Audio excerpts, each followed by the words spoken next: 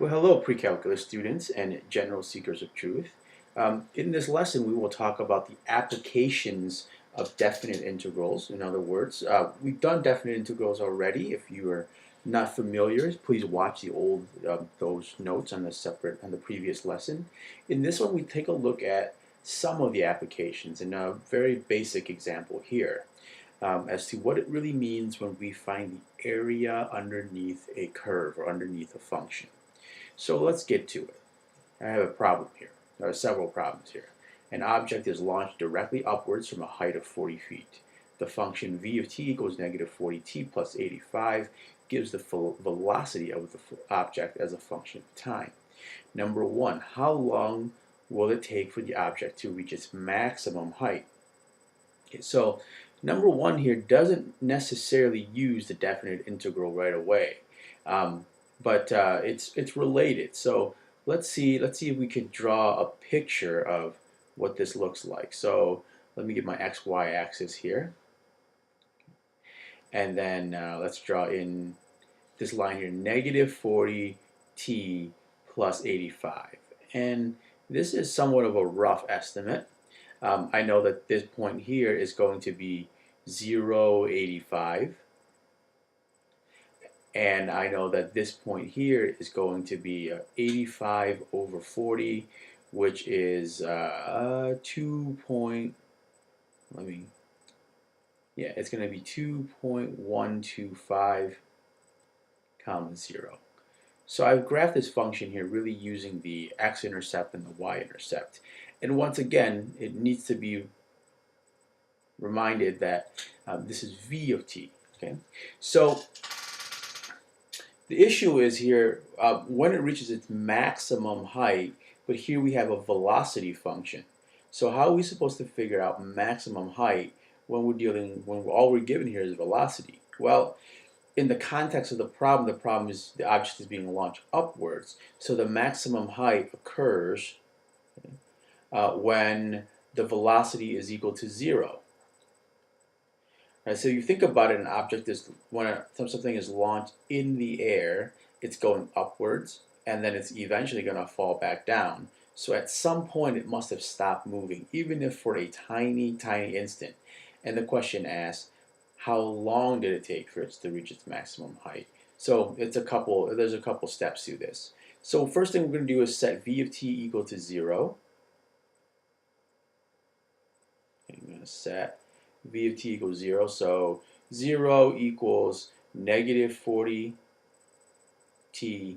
plus 85. And then we're going to solve this equation. So negative 85 over negative 40 is equal to t.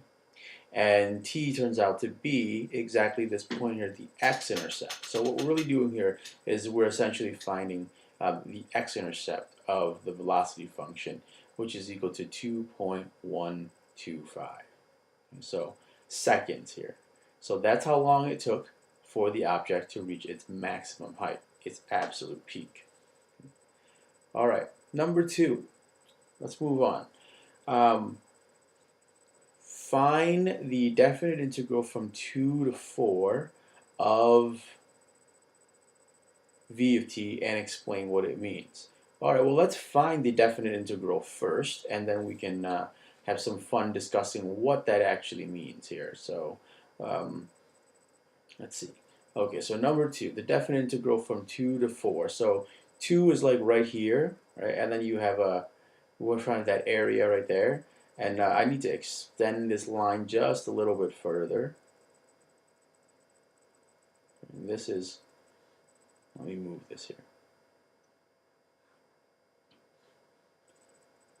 Let's see, can do this better. Nope. There we go.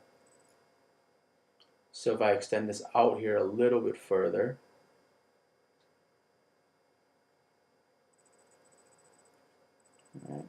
all the way out here to 4, somewhere out here.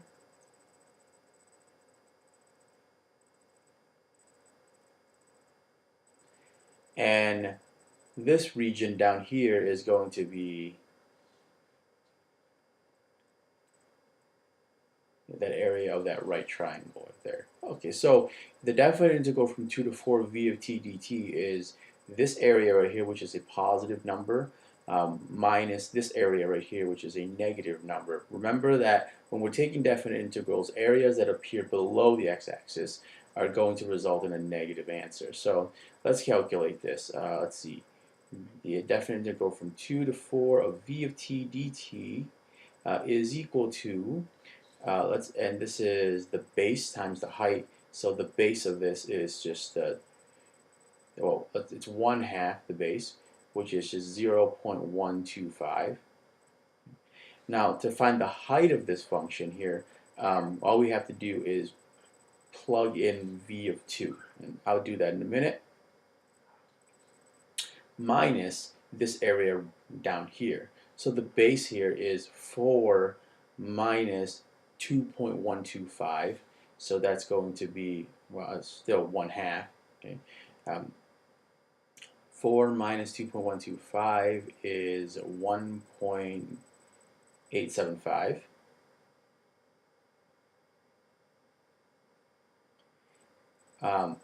And then times v of 4. And I'm going to change this minus sign to a plus sign for reasons that will be clear in just a minute. So what we're really saying is this area plus this area. Now the area over here that I've drawn will turn out to be a negative number. So that's why I've left this as a plus sign, because theoretically we're adding these two areas. It's just that one of them it's going to end up being the negative of that area. Okay, so let's compute all of this on the side here. V of 2 is going to be 5, and V of 4 is going to be negative 160 and 85. So that is 75. Negative 75, I should say. So then we can take these numbers and plug them in, and I'm going to take this opportunity just to do a little bit of factoring here. So this is going to be 1/2, 0.125. This is really 1/8 times V of 2, which is 5, plus, sorry, I said factoring, I just meant working with fractions here. So 1.875 is 15/8, and V of 4 is negative 75. So you can see why I changed this sign into a plus, because we are going to get a negative here, just like we did before. Now I do some factoring. Let's pull the 1/2 out, and we're going to have 5/8 plus, I should change this to, now we can change this to a negative 15 times 75/8. And at this point, I think I'm going to plug this all into a calculator. So this gives me negative 70. That's negative 70. Okay, so that was actually the easier of the two parts. The second part here, much less tedious, but we want to explain what this means, what this negative number here means. So let's think about this, that when we go to find the area underneath the curve, and let's analyze the units here. The units of this red line here, again, is in feet per second. Right? And along the horizontal axis here, the units here are seconds. So when we multiply these two units together, that's effectively what we're doing when we find this area. It's a, there's a 1/2 here because it's a triangle, but effectively what we're doing is we're multiplying these two units together. We end up with feet, and not only that, the number is negative. So what is negative area supposed to mean? Well, when you think about it, the area underneath here represents the change in the position of the graph of the object. In other words, let's walk through this a little bit more logically. This region over here, underneath, from t equals 0 to t equals 2.125, it's positive because that's when the object is going upwards. This region over here from 2.125 to 4 is negative. It's below the x-axis because that's when the object is falling downwards. So the area over here, and let's go to our problem. This sliver right here is the how far the object went upwards between 2 seconds and 2.125. And then this area right here is how far the object fell downwards between 2.125 and 4 seconds. And if you add the two of them together, one of the positive and the one negative, we get the change in the height of the object between 2 seconds and 4 seconds. So let's write it out this way. Between 2 and 4 seconds, the object